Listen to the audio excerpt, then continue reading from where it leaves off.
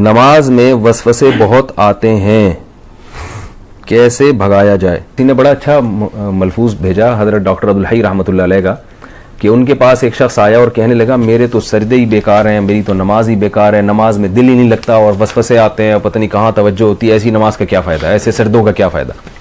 انہوں نے کہا یہ جو تم عجیب سی اور عجیب سے سجدے کر رہے ہو جس میں تمہیں وسوسے آ رہے ہیں، دیکھو نماز میں وسوسے اگر اس طرح کے آ رہے ہیں نا، وسوسے دو طرح کے ہوتے ہیں۔ بعض لوگوں کو طہارت یعنی ناپاکی کا وسوسہ شروع ہو جاتا ہے کہ پتہ نہیں ہوا تو نہیں خارج ہوئی ہے، پیشاب کا قطرہ تو نہیں نکلا، تو اس کے بارے میں نماز میں اگر برے خیالات آتے ہوں تو کیا کرنا چاہیے، میں نماز کیسی پڑھنی چاہیے، اس کا طریقہ کیا ہے؟ تو آج ہمیں بتائیں گے مفتی طارق مسعود صاحب اس بیان میں۔ ویڈیو آپ نے سکپ نہیں کرنی ہے، تک دینے تاکہ ویڈیو کی آپ کو صحیح سمجھ آ سکے۔ تو باقی باتیں بعد میں کرتے ہیں، چینل کو آپ نے جلدی سے سبسکرائب کر دینا، لائک کرنا ہے اور دوستوں کے ساتھ شیئر کرنا ہے، کیا پتا آپ کی ایک شیئر سے کسی کی بھی زندگی بدل جائے۔ تو چلیے چلتے ہیں ویڈیو کی طرف، لیٹس پلے۔ نماز میں وسوسے بہت آتے ہیں، کیسے بھگایا جائے؟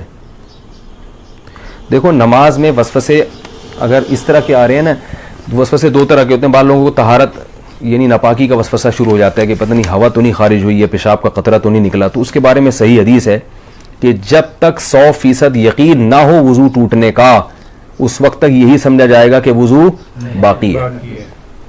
اب جو وسوسے کا مریض ہے اس کو یہ شبہ ہوتا ہے پتہ نہیں مجھے 100% یقین ہو رہا ہے کہ نہیں ہو رہا ہے، تو اس کا علماء نے حل لکھا ہے کہ اگر آپ قسم اٹھا کے کہہ سکیں نا، کوئی اس وقت پوچھے کہ بھئی آپ کی ہوا خارج ہوئی ہے یا پیشاب کا قطرہ نکلا ہے، تو آپ قسم اٹھا کے بولیں اللہ کی قسم ہوا خارج ہوئی ہے، تو یہ اس کی علامت ہے آپ کو 100% یقین ہے۔ یعنی اگر آپ قسم اٹھا سکتے ہو تو کہا جائے گا کہ وضو ٹوٹا ہے۔ لیکن جو وہمی ہے نا وہ کہے گا پتہ نہیں میں قسم اٹھا سکتا ہوں کہ نہیں اٹھا سکتا، یہ بھی ہوتا ہے۔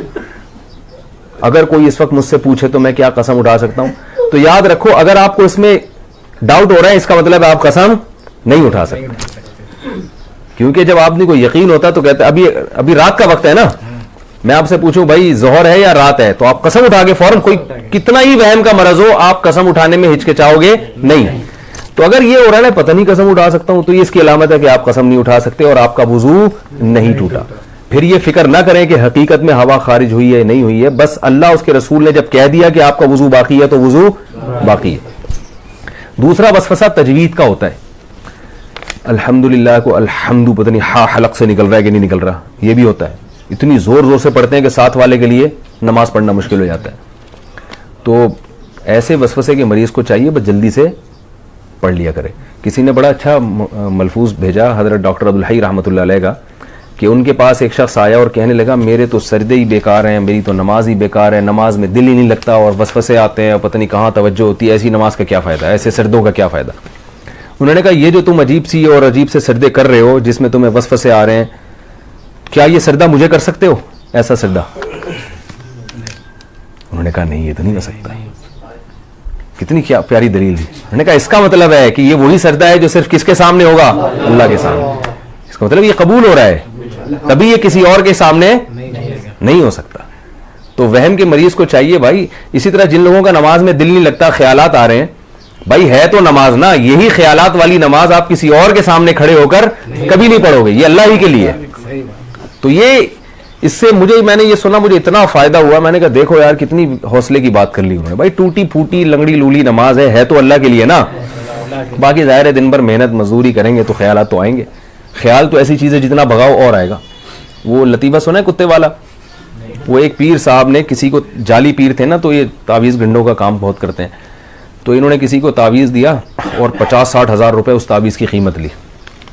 اس دیہاتی کو کہا کہ یہ تعویذ ہے 50-60 ہزار روپے کا ہے، اور اب ان کو پتا تھا اثر ورثہ تو کچھ ہوگا نہیں، تو پیسے یہ مانگنے آ جائے گا، تو انہوں نے اس گنوار کو، دیہاتی کو کہا یہ تعویذ جب اثر کرے گا جب گھر میں جب تم داخل ہونا اس تعویذ کو لے کے تو کالے کتے کا تصور دماغ میں نہیں ہونا چاہیے۔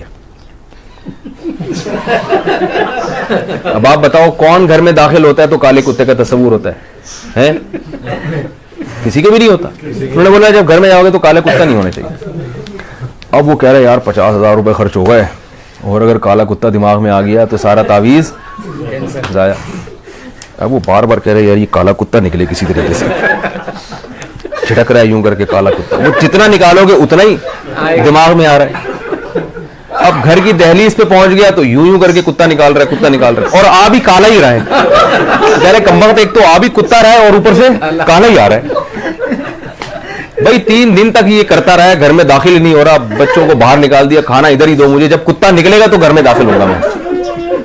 लेकिन कुत्ते ने तो और घुसना था। बिल आखिर यही हुआ कि घर में गया तो जहन में कुत्ता था।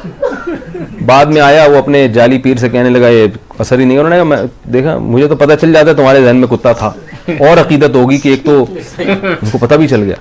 तो वसवसा ऐसी चीज है जितना निकालोगे उतना ही आएगा। इसलिए हकीम उल उम्मा हजरत मौलाना शरफ अली थानवी रहमहुल्लाह ने लिखा है कि वसवसे का हल ये है कि ना निकालो ना खुद से सोचो, जो खुद से आ रहा है आने दो, और आने दो। अल्लाह जब इसी वसवसे के साथ नमाज कबूल कर रहा है तो ठीक है। और वुजू के बारे में सोचो ही नहीं, 3 दफा मुंह धो, उसके बाद सोचो ही नहीं यहाँ से कुछ यहाँ से कुछ। वहमी के मरीज हैं, उनका कभी भी वुजू नहीं हो सकता। उनको आप तालाब में डबो के निकालेंगे ना 6-6 दफा, फिर भी नहीं होगा उनका वुजू। तो ये बहुत बड़ी बीमारी है। इसलिए जो है ये वहम ऐसी बीमारी है कि डॉक्टरों, जो नफ्सियाती डॉक्टर होते हैं ना, उनको भी बीमारी हो जाती है। ये वहमियों का इलाज करते करते जो साइकेट्रिक होते हैं ना, ये भी हवाई बात नहीं है, ये भी तहकीक के बाद बता रहा हूं कि ये जो साइकेट्रिक होते हैं ना, जो नफ्सियाती इलाज करते हैं, कुछ दिनों के बाद इनको अपना इलाज भी करवाना पड़ता है। ये हकीकत है, आप किसी डॉक्टर से पूछ लें, किसी अपने से बड़े डॉक्टर के पास बैठे होंगे कि मुझे ये हो रहा है, ठीक है ना, क्योंकि हर वक्त इनके पास ऐसे मरीज आ रहे हैं जो उल्टी उल्टी बातें कर रहे हैं, तो थोड़ी देर में ये भी उल्टे उल्टे सोचना शुरू हो जाता है। कोई नॉर्मल बंदा ही नहीं आता इनके पास। तभी मैं वहमियों से बहुत डरता हूं। किसी को तलाक का वहम हो गया, किसी को जनाब तहारत का वहम हो गया, तो ज्यादा फोन आते हैं, फिर मैं उसको वहमियों की लिस्ट में डालता हूं। मैं कहूं भाई तू पागल है, हमको तो नहीं पागल बनाना, तो हम भी यही सोचना आना शुरू कर दें। इसलिए 2-4 दफा अब नहीं बताऊंगा मसला। तो वो क्या हुआ था, वो इसी तरह एक बंदा गया, उसको वहम हो गया था कि मैं बंदर हूं। तो वो डॉक्टर साहब के पास गया, डॉक्टर साहब मुझे वहम है कि मैं बंदर हूं। डॉक्टर ने कहा पंखे से नीचे उतरोगे तो बात करूंगा ना भाई मैं। तो वो एक और है ना कि एक डॉक्टर, एक आदमी, उसको 1 के 2 नजर आते थे। डॉक्टर के पास गया कि मुझे 1 के 2 नजर आते हैं, कोई इलाज बताएं। डॉक्टर ने कहा आप तीनों को ये बीमारी है क्या? आप तीनों आदमी को ये बीमारी। तो बाज़ दफा डॉक्टर खुद उसमें मुब्तला होता है। तो वहम का इलाज खुद ही कर सकते हैं भाई। वो क्या है कि वहम को लिफ्ट। जैसा कि दोस्तों मुफ्ती तारक मसूद साहब ने इस बयान में बता दिया कि जो से वसवसे होते हैं वो 2 तरीक़ों से होते हैं। एक ये होता है कि आपके मतलब अगर पेशाब का कतरा निकल गया है, और इसके अलावा जो सा दूसरा उन्होंने कहा कि हवा का खारिज होना। जब तक आपको 100% यकीन ना हो तो आपका वज़ू नहीं टूटेगा। अगर आपको 100% यकीन हो तो फिर वज़ू टूट जाएगा।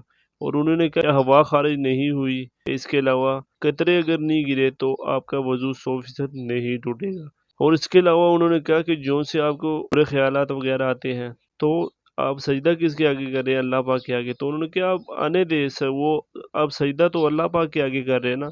उसके अलावा आप काम शाम करते हैं तो वो फिर बंदा सोच सोच के वो आते रहते हैं ख्यालात वगैरह ना, जॉब पे गए, घर रहे, रोटी शोटी खाई, तो वो व्यायाम वगैरह, और इसके अलावा तो वो ख्यालात वगैरह आते रहते हैं। और इसके अलावा उन्होंने कहा कि जो से वहमी बंदे हैं वो तो एक बार उन्होंने मुंह इधर से धो लिया, दूसरी दफ़ा इधर से धो लिया, फिर वो सोचते कि भाई मैंने मुंह धोया या नहीं धोया।